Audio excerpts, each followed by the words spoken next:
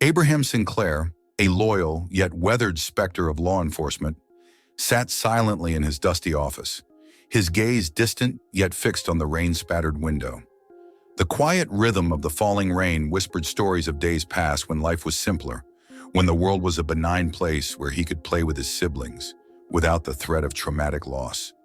The shrill ringing of the telephone shattered the silence, tearing him from his nostalgia and thrusting him into the present. He lifted the receiver with a sigh. A voice on the other end, curt and brisk, relayed details of a new case. There was a theft among Augusta's elite. A gathering at the morgue, the voice disclosed. Abraham's brow furrowed. The elite and the morgue. A peculiar pairing. As the evening cloaked the city in a veil of twilight, he found himself standing before the austere facade of the Augusta morgue. The towering marble structure stood ominously, illuminated under the somber glow of the moon, a testament to the city's morbid affairs. Stepping inside, he was welcomed by the bitter scent of formaldehyde, mingling with the faint perfume of Augusta's wealthy who were gathered there. Their laughter echoed, disturbing the sterile silence. There was an uncanny sense of indulgence that shrouded the room, its origin tied inexplicably to a gleaming silver coffin at the room's center. He exchanged polite nods with the elite, their words wrapped in a veneer of sympathy yet devoid of true sorrow. His eyes, however, found intrigue in a recently widowed woman. Her grief, unlike others, seemed genuine, her fingers constantly whirring a silver locket that hung from her neck. Intrigued, he approached her, the comforting weight of his badge, hidden under his coat, bolstering his resolve. "Mrs. Caldwell, I presume?" he asked, offering a comforting hand. As they conversed, he couldn't help but notice her darting glances toward the locket. With a subtle deftness born of years on the job, he gently broached the topic. The woman, surprised yet placated, handed it over for him to inspect. The locket, icy and delicate, bore an inscrutable symbol, an intricate blend of squiggly lines and spirals that seemed almost alive. A cold shiver traveled down his spine, a premonition of unease. He thanked Mrs. Caldwell, promising to find her stolen heirloom, all the while feeling an inexplicable connection between the symbol and the grand scheme of events yet to unravel. As he stepped outside into the damp night, his mind buzzed with theories and inquiries. There was something deeply disconcerting about the morgue, the elite's gathering, the locket, and the symbol that now haunted his thoughts. Standing under the ephemeral glow of a flickering street lamp, he gazed up at the starless sky, unaware of the cosmic horrors that lurked beyond. Daylight seeped through the cracks of Abraham's office blinds, casting long, slanted shadows across his cluttered desk. The ordinary rustle of the city outside was a stark contrast to the storm of thoughts swirling within his mind. The symbol from the morgue, now etched into his consciousness, refused to be forgotten. As he drowned in a sea of cold coffee and ancient folklore texts, there was a knock at his door. In stepped Michael, his partner and confidant. Michael's eyes, usually full of mirth, carried a tint of worry as they rested on the visibly exhausted Abraham. He placed a comforting hand on his shoulder, a beacon of camaraderie in an otherwise isolating profession. The pair began to navigate the city, tracing the symbol's origins and piecing together the seemingly disconnected incidents. As they worked, their conversations unraveled, providing insights into their shared history and unwavering loyalty. In Michael's hearty laugh and easy banter, Abraham found a semblance of solace. Their search led them through ancient libraries and crumbling churches, into hushed meetings of secretive societies, each trail of information hinting at the symbol's eldritch origins. Its connection to the wealthy elite of Augusta became increasingly undeniable. The symbol, a sigil of unknown power, was whispered in fear and revered with hidden devotion. Late one evening, in the dank basement of a century-old library, Abraham found himself face-to-face with a depiction of the symbol, splayed across the torn page of an ancient, forbidden tome. As his fingertips traced the cryptic sign, he felt a sudden wave of cold dread. His gaze met Michael's, a mirror reflecting his own disquiet. That night, as the city of Augusta slumbered under a blanket of silence, he experienced the unthinkable. A nebulous shadow seemed to detach itself from the night, whispering secrets too horrifying for the human mind. It bore the symbol from the locket, a reality he struggled to comprehend. In that moment, he stood on the precipice of his reality, gazing into the impossible abyss of the cosmos. Days turned into weeks, and each clue they uncovered seemed to pull them deeper into the sinister plot that unfurled like a serpentine coil. The symbol, the morgue, the elite, they were all part of a grand, macabre tapestry woven by forces far beyond human understanding. A chilling realization dawned upon him. The elite of Augusta, the trusted members of society, were merely puppets dancing to the tune of an ancient cosmic horror. And as he stared into the darkened abyss, the abyss stared back, its gaze filled with unspeakable horrors. A gray dawn cast its pallor over Augusta, seeping into the corners of Abraham's office. It found him hunched over documents scattered like leaves on his desk, the symbol from the locket glaring ominously from the disarray. He leaned back, his weary gaze straying to the photo of him and Michael, a memento from a time less clouded by ancient horrors and impending doom. Michael strode in, a little less jovial, a little more pensive. Abraham studied his partner, noting the shadow of concern that danced in his eyes.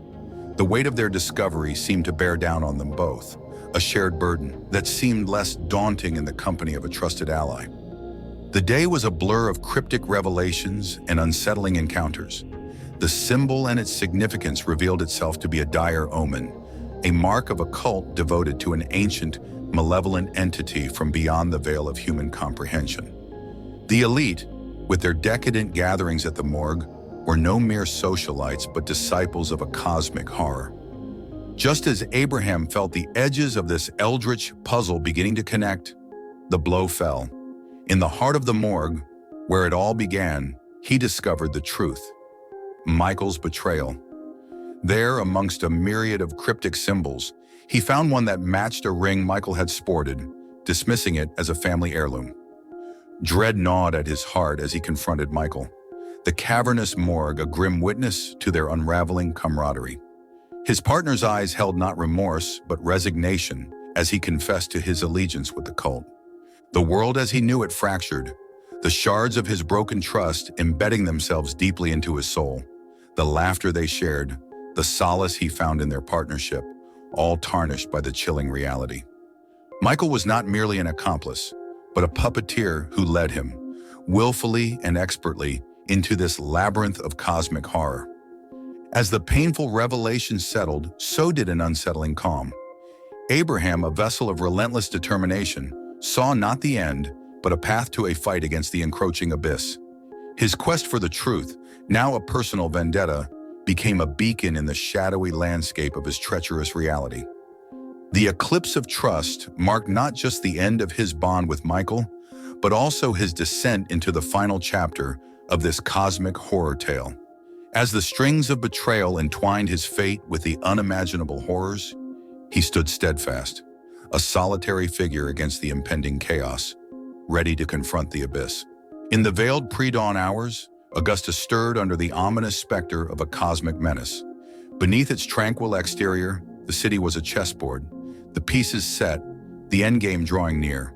At the heart of it all stood Abraham, no longer just a detective, but a lone warrior poised at the brink of the abyss. The lingering traces of betrayal were pushed to the periphery as he set out to confront the cult. Armed with the knowledge of the sigil's eldritch lore and his undying spirit, he navigated the labyrinthine world that now rested upon the city's shoulders. His arrival at the morgue, now a sanctum of the cosmic cult, was met with a cold reception.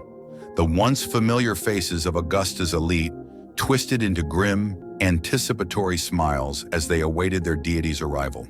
In their eyes, he saw not only the reflection of his own insignificance, but also the haunting realization of humanity's trivial place within the grand cosmic narrative.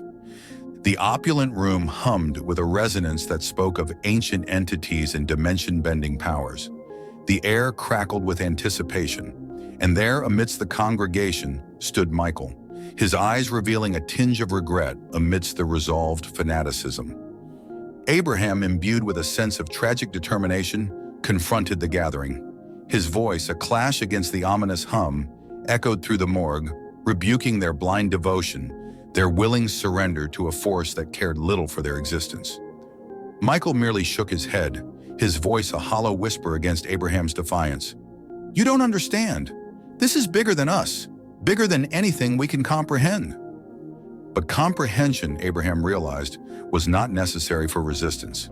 He stood steadfast, a futile yet resolute bulwark against the arrival of the ancient entity. The finality of his fate did not deter him. Instead, it steeled his resolve, his every word, every action imbued with the essence of humanity's relentless spirit. The ritual began, the air shimmering with an otherworldly energy. The sigil glowed, pulsating to the rhythm of the chanting crowd. As the fabric of reality began to tear, giving way to an unfathomable entity, he felt his life force ebb away. But even in the face of death, he remained defiant, his spirit unbroken. In his final moments, his eyes met Michael's one last time. There was no victory in them, no triumph, only the cold acceptance of a truth too terrifying to grasp. Abraham's body slumped to the cold floor of the morgue, his life extinguished, yet his legacy remaining as an echo of courage amidst the silent surrender of humanity. As the abyss opened its maw, swallowing the city of Augusta and its unsuspecting populace, the echoes of his defiance lingered. His pursuit of the truth, his unyielding spirit, had been a flickering beacon in the terrifying expanse of cosmic horror. In the end, he became more than a detective, more than a pawn in a cosmic game. He became a testament to humanity's resilience, a tragic hero who dared to stare into the abyss and challenge its indifferent might, even when embraced by the cold clutches of death. Thank you for tuning in. If you enjoyed our content, show your support with a like and subscribe, and stay notified by hitting the bell icon. Expect more cosmic horror from Eldritch Tales Factory, and feel free to explore our other stories. See you in the next video.